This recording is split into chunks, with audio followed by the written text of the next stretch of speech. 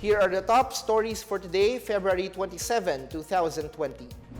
The Interagency Task Force imposes a travel ban on North Gyeongsang Province in South Korea due to the COVID-19 threat. President Duterte maintains the arrest and detention of Senator Laila de Lima was declared legal by the Supreme Court. The Justice Department welcomes the House's call for the National Telecommunications Commission to grant provisional authority to ABS-CBN. And the DENR looks into ratifying a treaty banning the importation of wastes.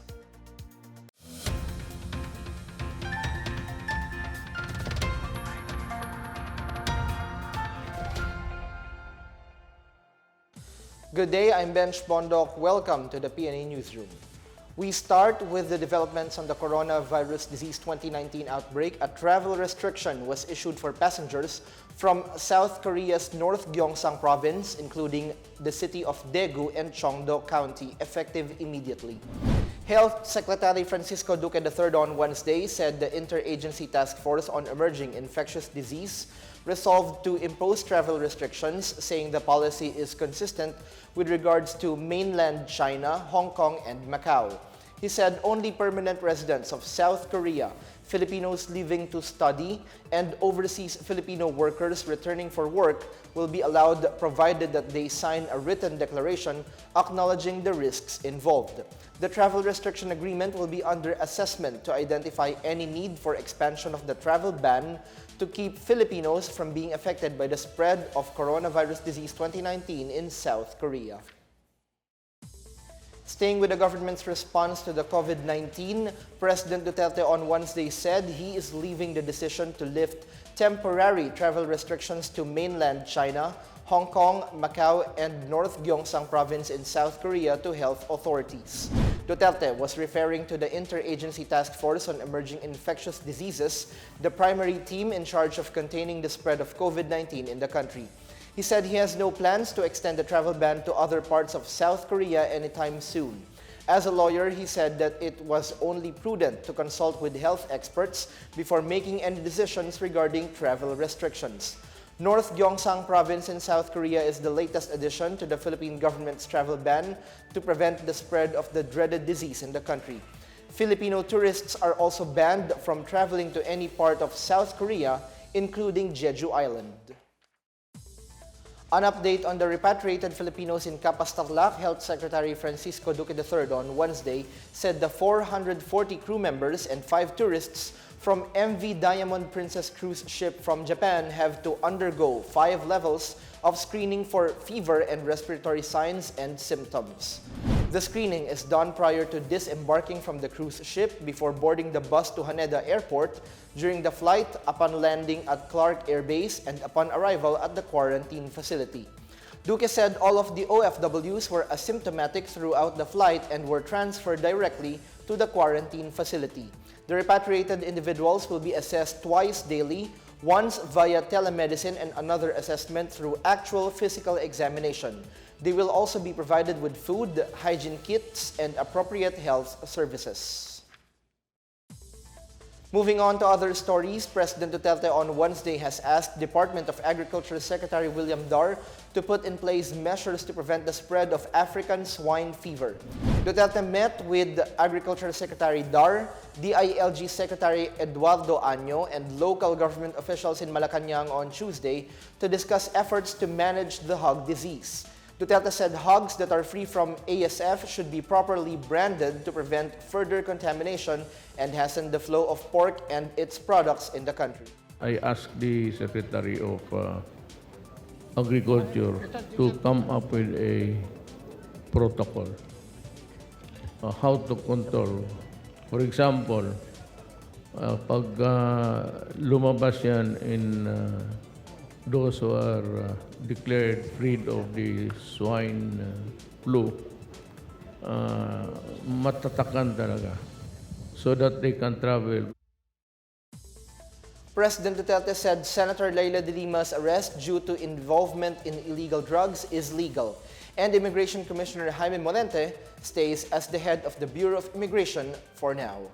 Let us take a look at some of the biggest headlines in the country from Janice Cave. President Duterte slammed the U.S. Senator's persistent calls to release Senator Laila de Lima, who they believed was a victim of political persecution. Duterte said the Supreme Court has declared legal the arrest of de Lima due to her involvement in illegal drugs. Reiterating that the U.S. Senate's interference in de Lima's case prompted him to terminate Manila's visiting forces agreement with Washington, Duterte lamented that the Philippines is being pictured as a state that is incapable of administering justice. Duterte also slammed the U.S. anew for imposing a travel ban on Philippine officials linked to de Lima's arrest and detention. He said he would not let a foreign country like the U.S. mock the Philippines with a knee-jerk reaction. Alam mo, they were demanding that we release De Lima. Ano si De Lima? Dumaan ang investigasyon. And the investigation was even brought court to the Supreme Court to decide whether or not everything was on order. And the Supreme Court said it is. Ang problema nitong Amerikano, they kept on hammering and demanding the release and then threatening na yung mga Filipino officials in government who were one way or another connected with the case, whether as a investigator or as a prosecutor, and even the Supreme Court, which rendered an opinion on a certain point of the case. In other news, Commissioner Jaime Morente will stay as the head of the Bureau of Immigration. This as President Duterte announced on Wednesday that Morente's fate lies on the results of the pending investigations into the Pastillas scheme or the supposed bribery of some immigration officials. Last week, Duterte vouched for Morente's integrity despite the controversial scheme involving the relieved BI officials and employees. The Senate and the National Bureau of Investigation have separately probed the alleged Pastillas scheme. Meanwhile, self-confessed drug lord Roland Kerwin Espinosa and some drug kingpins in Cebu City are facing another criminal complaint for violation of Republic Act 9165, otherwise known as the Comprehensive Drugs Act of 2002. The National Bureau of Investigation filed another criminal complaint on Wednesday before the Department of Justice against Espinosa, together with Wu 21, also known as Peter Ko, Lovely Adam Impal, Melvin Gerpacio, Ryan Diaz, Reynaldo Diaz alias Jumbo, and Peter Go Lim. The NBI said that Kerwin in 2008 started his large-scale shabu trade in Cebu City while inside the Bagong Buhay Rehabilitation Center. His alleged suppliers were Lim, Impal, and slain Cebu drug lord Jeffrey Jaguar Diaz. For the PNA Newsroom, I'm Janice Cave. Still to come, the Justice Department welcomes the House of Representatives' call for the National Telecommunications Commission to grant provisional authority for broadcast network ABS-CBN.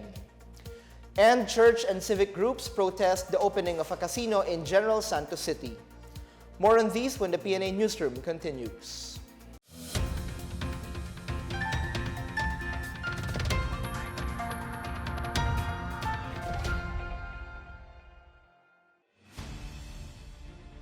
Expanding and strengthening the space for a free and empowered media for our nation of 110 million Filipinos is a priority of the administration of President Rodrigo Roa Duterte.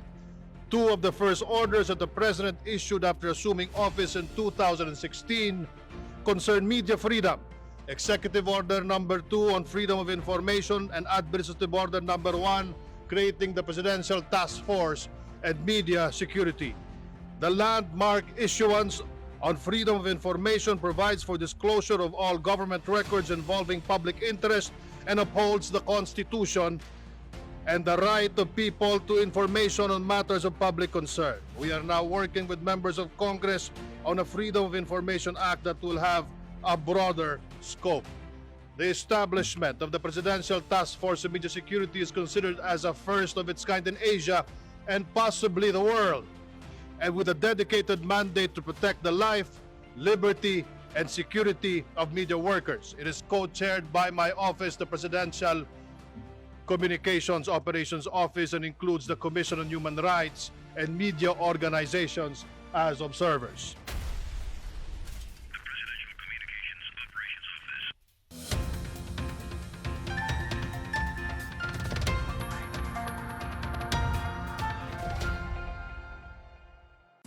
You're still on the PNA Newsroom. Justice Secretary Minardo Guevara on Wednesday welcomed the move of the House of Representatives Legislative Franchise Committee enjoining the National Telecommunications Commission or NTC to grant provisional authority to broadcast firm ABS-CBN. While stressing that the authorization from the House Committee is enough for NTC purposes, Guevara said a similar resolution from the Senate will provide a tougher armor to the NTC in the event of a legal challenge. Senate Minority Leader Franklin Dillon on Wednesday filed a concurrent resolution that would allow ABS-CBN Corporation to continue to operate pending the renewal of its franchise. Senator Ramon Bong Revilla Jr. also filed a bill seeking to extend ABS-CBN's franchise until December 31, 2020. Congress will go on a legislative break from March 14 to May 3, whereas the existing franchise of the network expires on May 4. Amid allegations of human rights violations in the Philippines, PCOO Secretary Martin Andanar urged top officials of the United Nations Human Rights Council to be more cautious about claims made by critics and detractors of the Duterte administration. During the 43rd session of the Human Rights Council in Geneva, Switzerland, Andanar described the administration as a victim of arbitrary action made by the council. He lamented that discussions on the human rights situation in the country have been swayed by baseless allegations and that the Council has failed to exhaust mechanisms for constructive, reasonable, and fact-based discourse. Despite being tagged as a terrorist organization by several countries, Andanar said the Communist Party of the Philippines New People's Army has continued to criticize the government's legitimate anti-insurgency actions as red tagging, curtailment of civic space, and weaponization of bureaucracy against their armed struggle. Andanar, a former media practitioner himself, also rejected allegations that there were restrictions of press freedom in the Philippines, stressing that they were false and self-serving. He said two of the first orders signed by President Rodrigo Duterte after assuming office in 2016 involved media freedom, such as the freedom of information and the creation of the Presidential Task Force on Media Security or PTFOMS. He also boasted of the conviction of the principal suspects in the Maguindanao massacre, where at least 32 media workers were murdered. On to some business headlines. The Agriculture Department has encouraged farmers to plant edamame or young soybean, citing its fast-growing demand in the export market. Agriculture Secretary William Dar said edamame is the best alternative high-value crop from which farmers can earn high income. He said that during dry season after rice cropping, farmers can diversify in growing high-value crops such as edamame. Dar led the initial harvest of the young soybean for the first time in the country in Barangay Talipapa, Cabanatuan City, Nueva Ecija on Tuesday. Dar said the department is thankful to private investors who worked in partnership with Golden Beans and Grains Producers Cooperative in coordination with City Mayor Micah Elizabeth Vergara in realizing edamame as an agriculture innovation.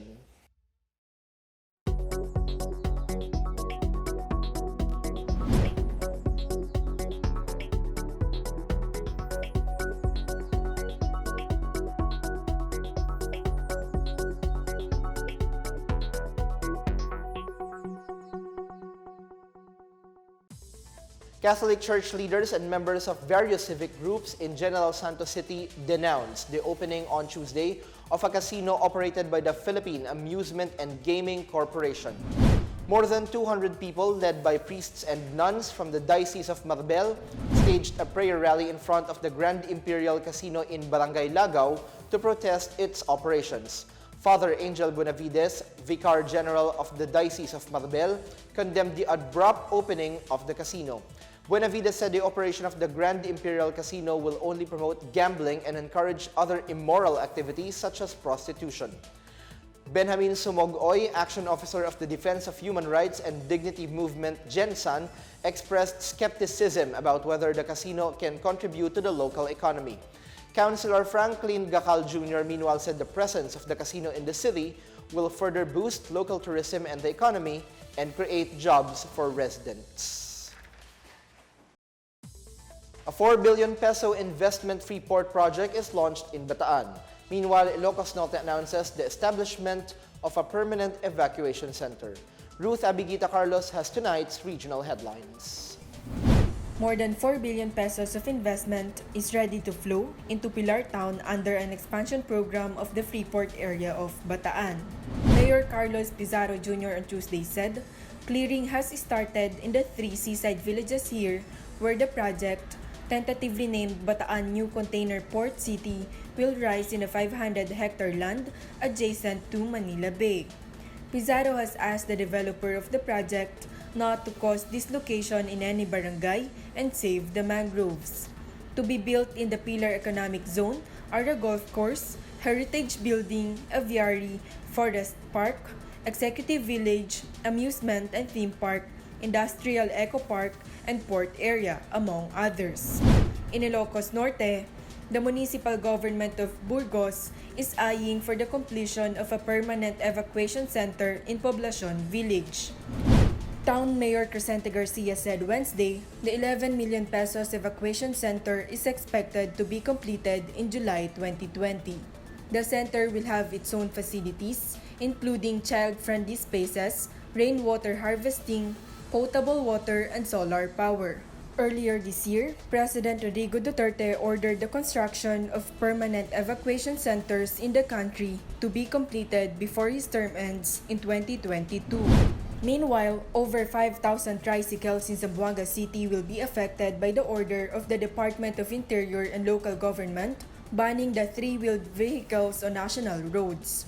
Majority of those affected are operators and private motorists, including those who recently purchased Piaggio Ape units, which cost more than 200,000 pesos.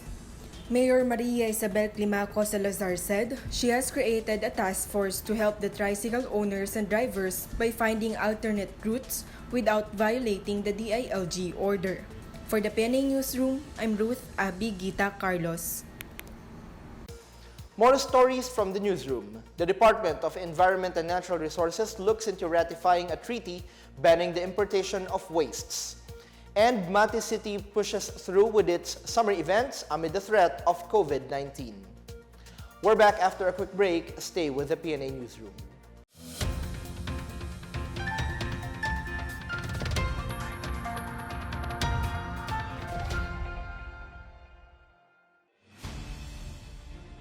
There are a lot of stories criticizing the government of President Rodrigo Roa Duterte, including issues regarding media freedom.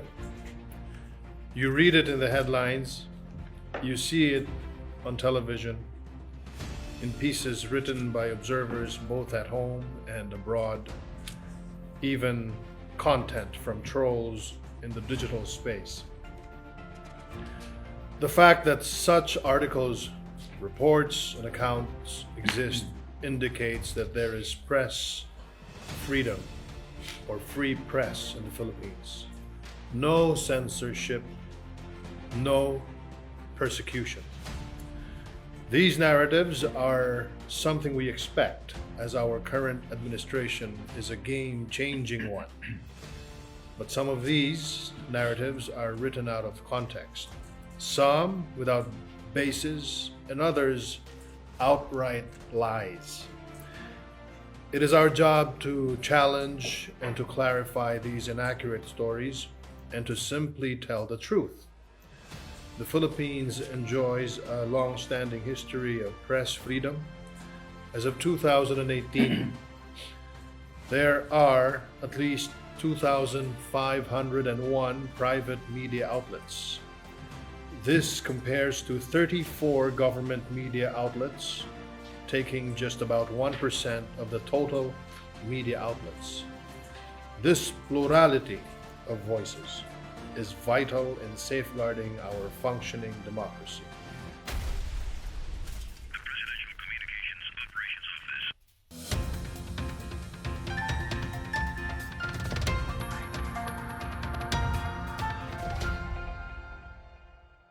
The Philippines is on its way to ratifying a provision in an international treaty that would prohibit the shipment of garbage from developed countries to poorer nations. DENR Undersecretary Juan Miguel Cuna said the agency is still studying the impact of ratifying the Basel Ban Amendment and how would this affect the sector engaged in recycling of wastes. One of the concerns is the effect of the amendment to the entities that are involved in the processing of waste products.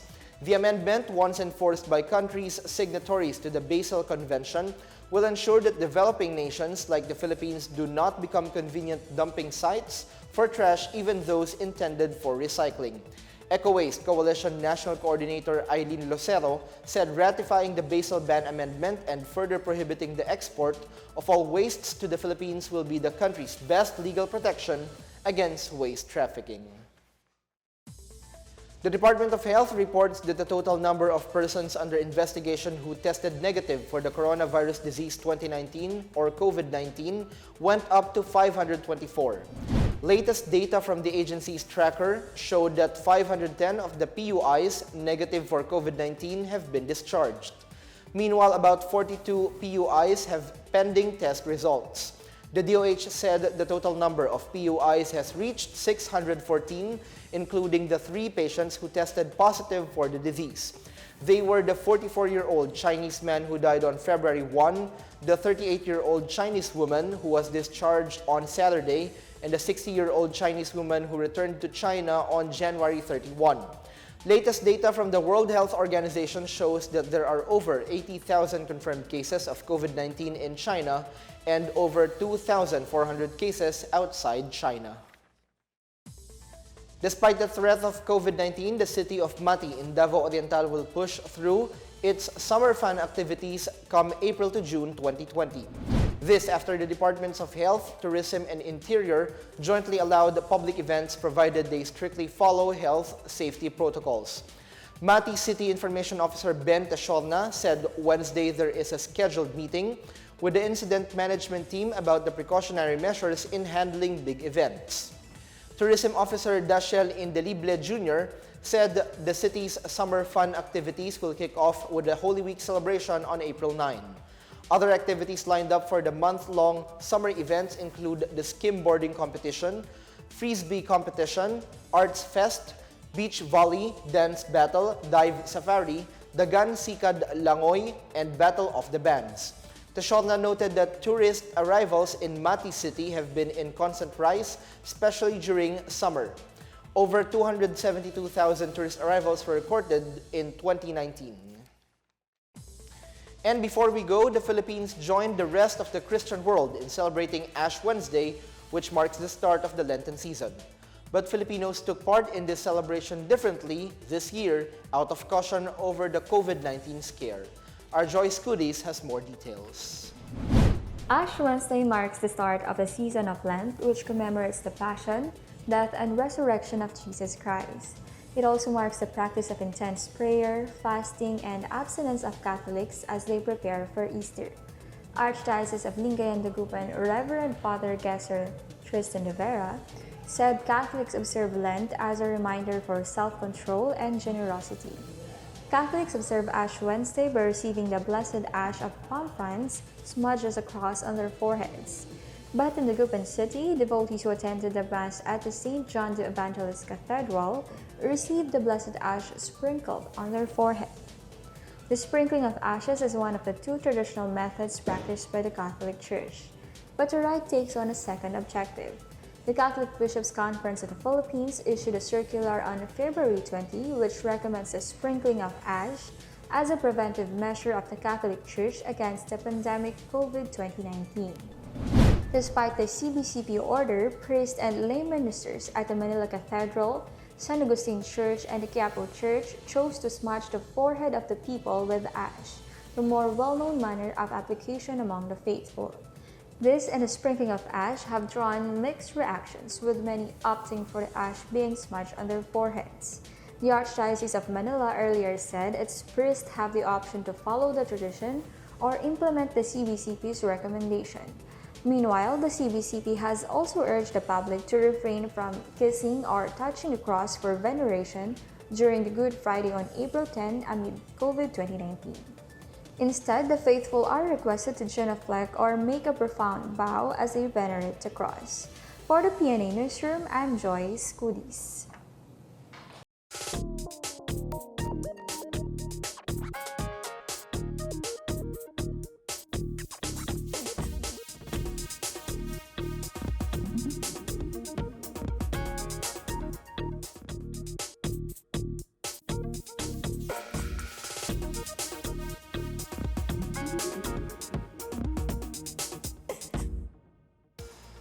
Here's another look at today's biggest stories. The Interagency Task Force imposes a travel ban on North Gyeongsang Province in South Korea due to the COVID-19 threat. President Duterte maintains the arrest and detention of Senator Laila de Lima was declared legal by the Supreme Court. The Justice Department welcomes the House's call for the National Telecommunications Commission to grant provisional authority to ABS-CBN. And the DENR looks into ratifying a treaty banning the importation of wastes. Thank you for watching another episode of the PNA Newsroom. To check more news content, check our webpage or head on to the Philippine News Agency's Facebook and Twitter accounts. For more stories about the government and how it serves Filipinos, look for these hashtags in all of our social media platforms and websites. We are shown on the pages of the PCOO and its attached agencies. Also watch us on television on PTV4 and IBC13. And that's your daily dose of the biggest stories that you need to know from the PNA Newsroom. I'm Bench Bondok. Good evening.